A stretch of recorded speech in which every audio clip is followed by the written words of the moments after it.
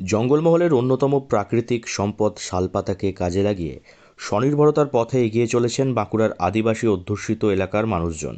2026 সালের গঙ্গাসাগর মেলায় শালপাতার থালা ও বাটি সরবরাহের জন্য বরাত পেয়েছে বাঁকুড়া জেলার রায়পুর ব্লকের DRMS ল্যাম্পস এবং সারেঙ্গা ব্লকের CNGS ল্যাম্পস। রাজ্যের পরিবেশ দফতরের নির্দেশে এই দুটি ল্যাম্পসকে পরিবেশ বান্ধব সামগ্রী সরবরাহের দায়িত্ব দেওয়া হয়েছে। চলতি বছরে গঙ্গাসাগর মেলায় প্রায় 2 লক্ষ শালপাতার থালা ও 4 লক্ষ বাটি সরবরাহ করা হবে, যার আর্থিক মূল্য প্রায় 8 লক্ষ টাকা। ল্যাম্প সূত্রে জানা গিয়েছে, ইতিমধ্যেই থালা ও বাটি তৈরির কাজ সম্পন্ন হয়েছে এবং মঙ্গলবার গাড়িতে করে সেই সামগ্রী গঙ্গাসাগর বকখালি উন্নয়ন পর্ষদের কাছে পাঠানো হয়।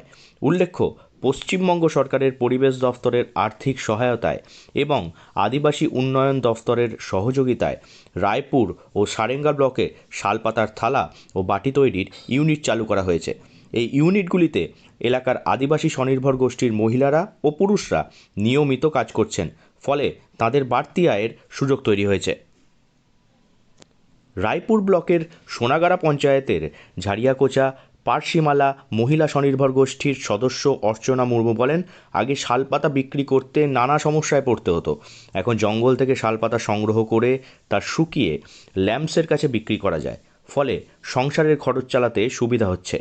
একই অভিজ্ঞতার কথা জানিয়েছেন সারেঙ্গা ব্লকের ঝাড়না মহিলা স্বনির্ভর গোষ্ঠীর জবা মান্ডি এবং রায়পুর ব্লকের রাওতোরা শিশির জালি গোষ্ঠীর সদস্য কাপুরমণি মুর্মু। তাদের কথায়, থালা ও বাটি তৈরির সব কাজ নিজেরাই করেন এবং বড় বরাত পাওয়ার কাজ ও আয় দুটিই বেড়েছে। DRMS ল্যাম্পসের ম্যানেজার চন্দন চৌধুরী জানান, বর্তমানে রায়পুর ব্লকের প্রায় 150টি আদিবাসী পরিবার এই প্রকল্পের মাধ্যমে উপকৃত হচ্ছেন। অন্যদিকে CNGS ল্যাম্পসের ম্যানেজার দুর্গাপ্রসাদ মান্ডি বলেন, সারেঙ্গা ব্লকের প্রায় 20টি স্বনির্ভর গোষ্ঠীর অন্তর্ভুক্ত প্রায় 80টি পরিবার এই উদ্যোগের সঙ্গে যুক্ত। গঙ্গাসাগর মেলার মতো বড় সরকারি বরাত ভবিষ্যতেও মিললে জঙ্গলমহলে কর্মসংস্থান বাড়বে এবং আদিবাসী মানুষজন নিজেদের এলাকাতেই কাজ করে স্বনির্ভর হয়ে উঠতে পারবেন বলে আশাবাদী সংশ্লিষ্টরা। বাঁকুড়া থেকে নীলাঞ্জন ব্যানার্জির রিপোর্ট, লোকাল 18 বাংলা।